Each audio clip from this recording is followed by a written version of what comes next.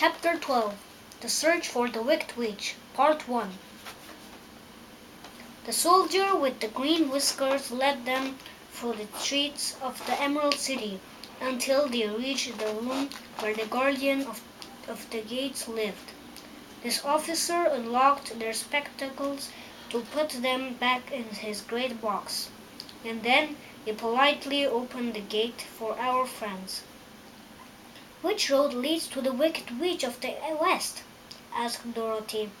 "There is no road," answered the guardian of the gates. "No one ever wishes to go that way." "How, then, are we to find her?" inquired the guard. "That will be easy," replied the man, "for when she knows you are in the country of the Winkies, she will find you, and make you all her slaves." "Perhaps not," said the Scarecrow, "for we mean to destroy her." "Oh, that is different," said the guardian of the gates. "No one has ever destroyed her before, so I naturally thought she would make slaves of you, as she has all of the rest. But take care, she is wicked and fierce, and may not allow you to destroy her. Keep the west, where the sun sets, and you cannot fail to find her." They thanked him and bade him goodbye, and turned toward the west, walking with daisies and buttercups. Dorothy still wore the pretty silk dress she had put on at the palace, but now, to her surprise, she found it was no longer green, but pure white. The ribbon around Toto's neck had also lost its green color and was as white as Dorothy's dress. The Emerald City was soon left far behind. As they advanced, the ground became rawer and hillier, for there were no farms or houses in the country of the West, and the ground was untilled.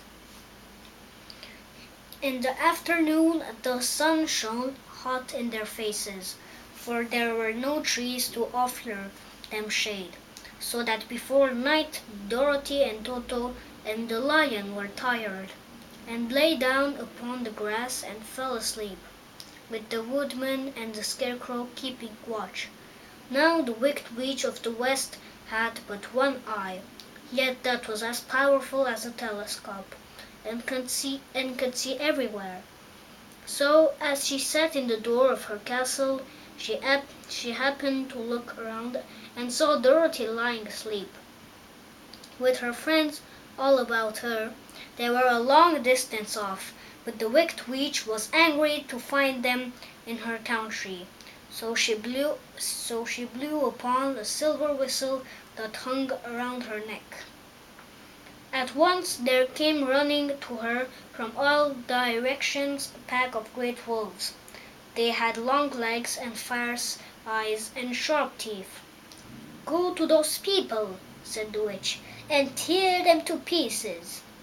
"Are you not going to make them your slaves?" asked the leader of the wolves. "No," she answered. "One is of tin and one of straw. One is a girl and another a lion. None of them is fit to work, so you may tear them into small pieces." "Very well," said the wolf, and he dashed away at full speed, followed by the others. It was lucky the Scarecrow and the woodman were wide awake and heard the wolves coming. "This is my fight," said the woodman, "so get behind me and I will meet them as they come."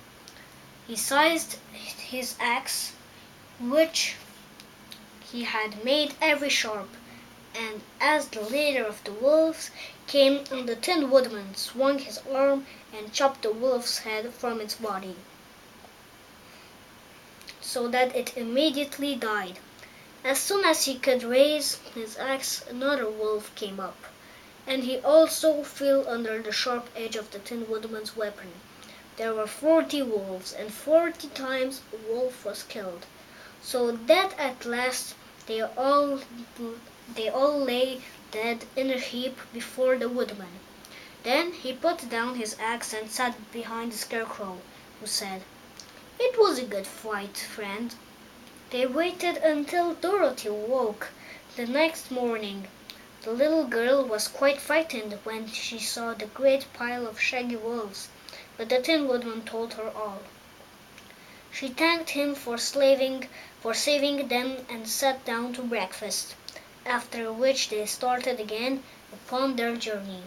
Now this same morning the Wicked Witch came to the door of her castle and looked out with her one eye that could see afar off. She saw all her wolves lying dead, and the strangers still traveling through the country. This made her angrier than before, and she blew her silver whistle twice. Straightway a great flock of wild crows came flying toward her, enough to darken the sky, and the Wicked Witch said to the King Crow, "Fly at once to the strangers, pick out their eyes, and tear them to pieces." The wild crows flew in one great flock toward Dorothy and her companions. Then the little girl saw them coming. She was afraid, but the Scarecrow said, "This is my battle, so lie down beside me and you will not be harmed." So they all lay upon the ground except the Scarecrow, and he stood up and stretched out his arms, and when the crows saw him they were frightened, as their birds always are by scarecrows, and did not dare to come in any nearer. But the King Crow said, "It is only a stuffed man. I will peck his eyes out." The King Crow flew at the Scarecrow, who caught it by the head and twisted its neck until it died. And then another crow flew at him, and the Scarecrow twisted its neck also. There were 40 crows, and 40 times the Scarecrow twisted a neck, until at last all were lying dead beside him. Then he called to his companions to rise, and again they went upon their journey. When the Wicked Witch looked out again and saw all her crows lying in a heap, she got into a terrible rage, and blew 3 times upon her silver whistle. Forthwith there was heard a great buzzing in the air, and a swarm of black bees came flying towards her.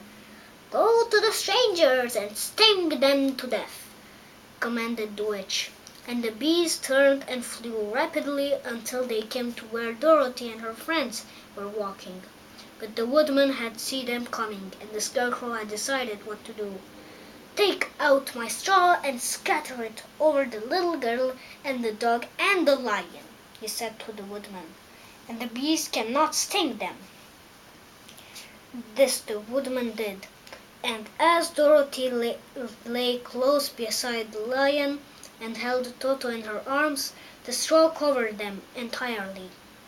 The bees came and found no one but the Woodman to sting, so they flew at him and broke off all their stings against the tin, without hurting the Woodman at all.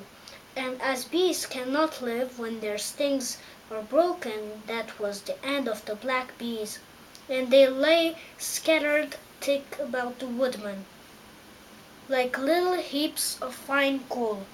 Then Dorothy and the lion got up, and the girl helped the Tin Woodman put the straw back into the Scarecrow again, until he was as good as ever. So they started upon their journey once more.